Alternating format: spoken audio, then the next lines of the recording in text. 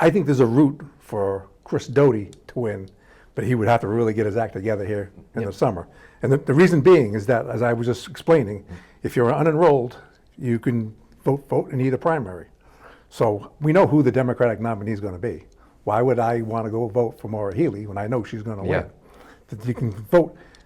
Massachusetts has a pretty strong tradition in recent years of voting for a moderate Republican to lead the state, to try to serve as a counterbalance to the heavily Democratic, heavily liberal legislature.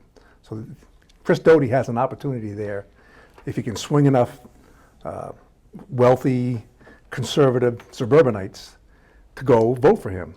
To make sure that they don't cast a ballot automatically for Maura Healey, that they vote for. How does he do it? I've heard his commercials on WBZ. I don't think I've seen any commercials yet, but I have heard numerous commercials about him. He's just spinning his tires. Well, he's going to uphold the right to abortions. He didn't believe that he believes Joe Biden is the president. He's, I don't know enough about him right now to be really confident. So he's not going to get the vote of Republicans. No, he doesn't. It's going I to don't have think to he's be the vote of unenrolled voters. Correct. But they represent almost 60% of the electorate in North Alabama, in Massachusetts. They control. That's who elected Charlie Baker. That's who elected Bill Weld. That's who elected Mitt Romney.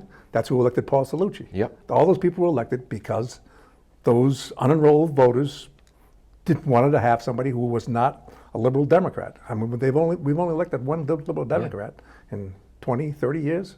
Deval Patrick. And that was it, Deval Patrick. What about the tank man? Tank man? Mike Dukakis. Oh, I said that. 20, 30 years. He was a long time ago. He was long before that.